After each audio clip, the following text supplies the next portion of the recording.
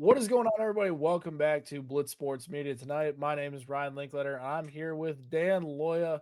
Dan, how are we doing tonight? Obviously, this was a high-scoring game that you predicted correctly, and I'll just say this right now. I've been bamboozled. The Dallas Cowboys were frauds all along. This defense was cheeks. It was never good. Sure, their run defense held up pretty solid majority of the day, but they got carved throughout the air. And when they're outside of Jerry's world, this is just not the same Cowboys team, clearly. And credit to Detroit. They had a ton of injuries on the defensive side of the ball, but the Cowboys offense, they had to settle for three so many times tonight, and they suffered because of that. So, Dan, why don't you take it off? What were your thoughts on this 74-point game here on Thursday night? Yeah, man, shootout, dude. Shootout in Detroit, man. Crazy game. Overall, I think since you brought up the Cowboys, we'll start there first. I think quietly during this win streak, people forget they've started slow. They've, during their win streak, and it finally bit them in the butt that like I thought it would against a Detroit team that's really good on offense. When you don't have a touchdown in the first half, it's going to be tough to come back and win any game. They only had 9 points. Brandon Aubrey was their main component on offense. He was responsible for what 16 points tonight. Yeah, he's a weapon. Yeah, he's a weapon, and I mean, dude, without him, I don't think they're in this game. I think the huge turning point overall was they had an opportunity to cut the lead down right after halftime in the third quarter, but Amik Robinson made a good play on George Pickens on a slant. He batted Yep. the ball. Detroit intercepted it, and I think that was the turning point. Detroit scored, I think, 4 plays later. So yeah, man, when you're playing another playoff caliber team like Detroit on the road, it's gonna be tough to come back. You're down 27-9. I don't care how elite your offense is. It's tough to come back, and it doesn't help when one your 1A receiver, 1B receiver, CD Lamb suffers concussion and he's out. So it's another Yeah, just another thing to 121 dig yards yourself out of. prior to that concussion. I mean, he would have Dude, gone for 200 potentially in this one if he doesn't go down with an yeah. injury. Yeah, absolutely. So I just overall, man, like I like Dallas. Their run defense is definitely improved. Their offense is elite. Dak's playing awesome right now, but the continued struggles of them starting slow is going to cost them, and it cost them tonight. And now they don't control their own destiny. They're going to need some help to get into the playoffs. Yeah, I mean, listen, I watching the game tonight, it kind of felt like the Lions finally got into a groove, right, at times, and they played with, a little bit of continuity on both sides of the ball for the first time it's felt like in weeks. This team is, really struggled in key situations this year, and they haven't really started fast in a lot of games. And you saw the stat heading into the halftime, 22 straight wins now when the Lions are leading at half. This is a team that plays Oh wow. significantly better when they're playing in a positive game script versus trying to come from behind, relying so much on Jared Goff in order to go out there and get a big W, but I think with it, right, it's interesting watching just how dominant this Lions team can be with the talent they have on that offensive side of the ball. I mean, Jameer Gibbs, Dan, we just need to talk about this guy. He's a human joystick Yeah. with some of the moves he makes, and it doesn't even have to be on the ground, right? His usage as a receiver day was significantly more than what he did on the ground and scores 3 touchdowns because of that. And you look at, Amon-Ra St. Brown coming on a bum Yeah, ankle that's on, big. a few days rest, 92 receiving yards. J-Mo got involved. He had a really good day. Isaac Tesla, a really good receiver around the red zone who's caught multiple touchdowns this year. Like they have the firepower. And obviously Mhm. missing Sam Laporta is going to hurt them, but this was a massive win for Detroit, who still has a really tough schedule down the stretch. Their defense, while sure they allowed 30 points in this one, they showed that they do have a little bit of life. Their pass rush was alive tonight. Their secondary played really well despite all the injuries, right? And their run defense has been really good the entire year. That maintained tonight. So with Detroit's defense, I don't expect them to be a top 10 unit the rest of the season, but I expect them to be formidable enough for this Lions offense to be able to make a run. And if they're playing in these positive game scripts where they can start hot, and I thought Dan Campbell did a really good job tonight of mixing things up, except for that uh the skipper pass that play was Oh, just beyond horrible. But I thought he did a really good job of keeping this team in a positive game script. The defense did a great job of limiting them. But I want to talk more about the Cowboys because this is basically the nail in the coffin for them. It feels like in their playoff push. I know, who knows? Maybe they run the table and they might get in somehow. But Dallas entered this week, right, with two big wins over Philadelphia and Kansas City, and they did it behind their defense making big plays in certain quarters, right, that allowed their offense to get in their groove. And their offense was unstoppable at times during those games. And you saw how good their offense could be at this one, but there were multiple occasions where, right, they almost got a little bit too pass happy at times. And they weren't relying as much on the ground on early downs and mixing it up as much. And Dak, while he threw for 374 yards, it never looked like he was truly comfortable in this one consistently. And they were able to exploit that defense at times for Detroit, but it felt like it was just inconsistent. The offensive line didn't play as well as they normally do. And if the offense for Dallas doesn't play perfect, their defense is just not good enough in order to carry them to wins. And you saw in this one, right, how it can be with still an improved Cowboys defense. And you saw their strength against the run, play pretty well, except for that David Montgomery touchdown. But their pass defense, Dan, it did not get better at all this week. So with the Cowboys, I want to get your thoughts on where you see this team the rest of the season. Obviously, I think the nails in the coffin. I think they're done. The Cowboys have any life in them to potentially make a postseason run this year. Well, I mean, yeah, they do have a soft schedule. I mean, I can see them at least winning 3 of the next 4 games. You look at the Vikings, Commanders, and Giants. Those are winnable games. The Chargers going to be another tough one, but it's a winnable game, man. You just never know, especially at home for Dallas. They're going to need some help, though. I don't know. They said the percentage on the broadcast, so I forget exactly It was under what their chances 10%. I are. know that. Okay. I think hey man, if the Eagles stumble, if they go, you never know, man. This Eagles team, I really don't like the vibe right now for that Philadelphia Eagles defending Super Bowl champion team. If they stumble, I think the Cowboys have a chance to win the division, but they need to win out. Like this is it. This is their only mulligan. I would say they have to win out. No more losses. Their offense is elite, man. I really like their offense. It's a tough. Whenever you go to Detroit, man, it's tough to win in that building. They establish a really good culture. I don't care who's out there on the field, man. Dan Campbell's just he's a really good coach. Overall, Lions played really well tonight. They almost lost it. They almost blew it, and I was like, "Oh man, here we go." But they found a way to win. But overall, the Cowboys they have a shot. But I think after that Mika Parsons trade, they found out their offense was elite after a couple of games, and then Jerry Jones and Stephen Jones made that trade, and I think it was just too little, too late. They Yeah. made a mistake. They owned it. They traded a first round pick for the D tackle. It's definitely improved their team, but it came way too late into the season, and now they're kind of paying for it. So Yeah. this is what they did, and they have to live with it. Yeah, 100%. I think you're nailed that, right? They kind of have to live with it, right? And their Yeah, team before that deadline moves and the guys getting healthy, it wasn't a very good team, right? This team's better than that version of them, but they dug themselves a hole and now they're kind of in yeah, that situation where it's a little too much, a little too late. And they do have a favorable schedule. I'm not going to say they don't, but they also have games in yeah, there against division opponents, and those are toss-ups a yeah. You lot of the never know. time. So it'll be interesting to see how Dallas finish out, and it really feels like a season where their offense has a ton of talent. We don't know if George Pickens is going to be back long term with the Cowboys next year. That's something that Mhm. will be to monitor, and he's definitely earned his money. May probably gets wide receiver one money with his Oh, production. We'll absolutely. see if Dallas pays him, but it'll be interesting to see how the Cowboys finish, where they'll be in the draft next year, or if they're in the playoffs, and whether or not this team has a fighting chance. I still think right when you get to the postseason, depending on the matchup, like the Cowboys can match up well with a lot of teams. Detroit's a tougher matchup just based on the weapons they have in that passing game, right? I think the Rams give them a tough time. A lot of these pass heavy teams can give them a tough time. And obviously, the Lions are a force to be reckoned with on the offensive side of the ball at times. And, Mhm. I couldn't help but think, Dan, in this game, Detroit getting this big time win, right? A little bit of momentum swinging it. Where do you look at them now after, a big statement win like this? Yeah, I tell you, after this game, I don't really feel confident about them. I feel more confident about the Cowboys, honestly. I just think I like the Cowboys teams more. It's just, they got the Eagles in front of them right now, and they got a worse record. But overall, Detroit, man, I was surprised. We talked about it on the pregame show. I really thought they were going to come out and establish the run.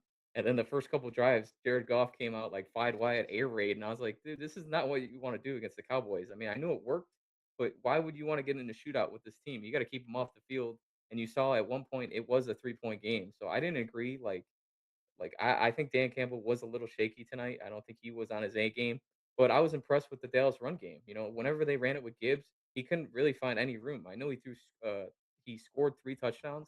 He's awesome, man, and, I think a lot of his yardage came in the pass game, and he only had 43 rush yards. I think it was 3.6 a carry. So, and then, Monty it was Montgomery who was kind of gashing him. He had, I think, a 10 yards per play in the run game. I think he had, 10 for It's because 60. it's because I bet on his unders tonight, so he decided to have his best game of like 8 weeks. Oh, Monty. Dude, yeah. That's I mean, exactly what they got a happens. two-headed monster, but it's just, yeah, man. I just don't agree how you want to go pass happy against this Cowboys team. You got to keep them off the field. They're elite, dude. And like, dude, especially with Detroit's secondary, like they're getting burned. They're getting burned bad, and Yeah. you don't want that. And I thought at times, I thought like Dak had a lot of he was able to like he had a lot of time. I know some plays they're getting good, some good interior rush. Detroit was, but overall, like what did Detroit finish with? They did. I think they might have like 5 sacks, but it's at times they weren't getting any pressure. So I wasn't really impressed by their pass rush, um, overall. So I like this is I don't look at this team and say They had this is a 5 yeah, playoff they had 5 sacks. Muhammad had 3 team. Wow, himself. 3. Yeah, like I don't know how you watch that game and say, this is a playoff team. I don't see it, man. Like with their Mm. bodies they're missing right now, that they're gonna get shredded. Like they play the Rams in the playoffs, the 49ers. Well, This isn't a they Super play the Bowl team. Rams next week. That the Rams next week, that's an interesting one for sure. Yeah, Um, they're not winning they're that game. they're they're not gonna be able to match up with Puka and Devontae. No, But absolutely not. they always play the Rams really well. They always seem to have the Mhm, Rams number and Stafford's number, and they're always close games, and the Rams haven't been able to get over the hump against them. So, mhm. I'm not sure, I'm not sure what to expect, but this is a I think different Rams yeah, defense than we've seen in years yeah, past for that too. them. But there are other games in their schedule I like the Steelers matchup. I think they're gonna pound on the Steelers, right?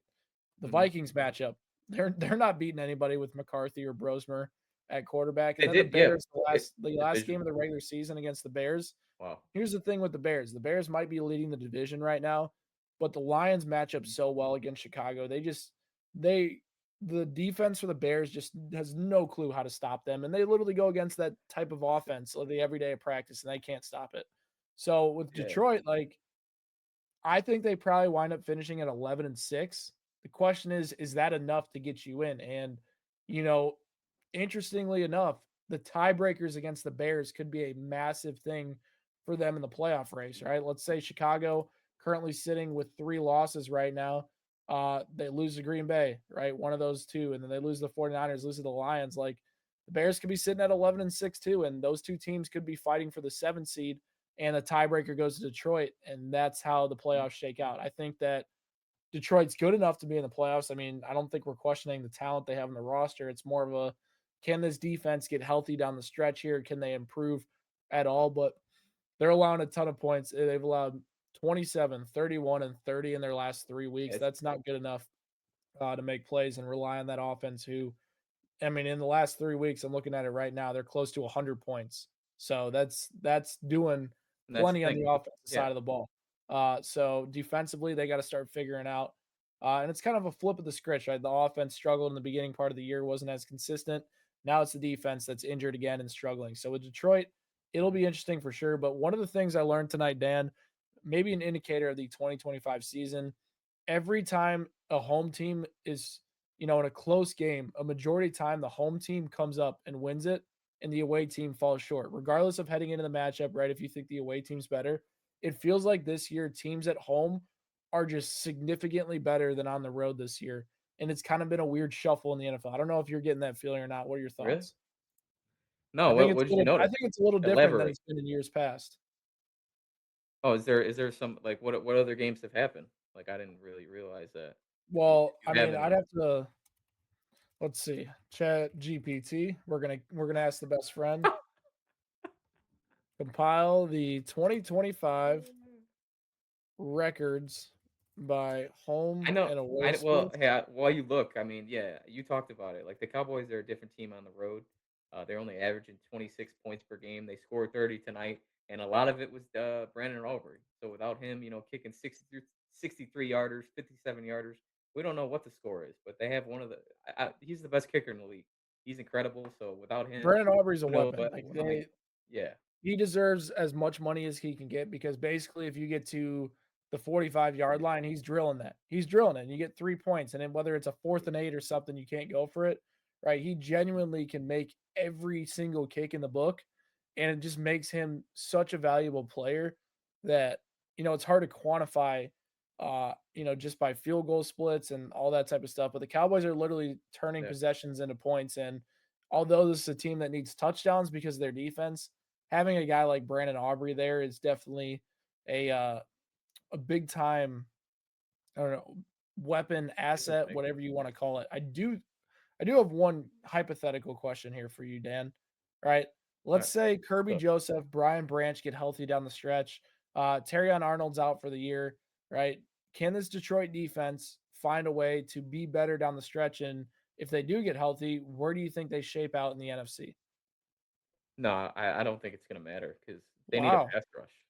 Yeah, they need a pass rush, Aiden dude, Hutchinson's because they not good don't have it. enough? Well, he is, but I don't like, it's only him. And I know that Muhammad 3 sacks tonight, but Dak threw how many times? So, yeah, I don't see it, man.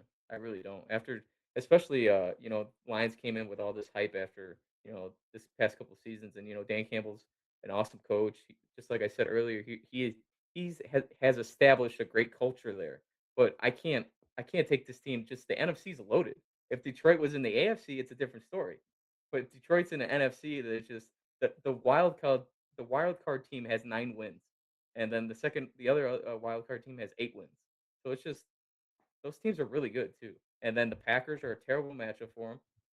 You got, the San Francisco 49ers who can go up there and beat them. And, I forget who the other team off the top of my head is. Oh, Seattle?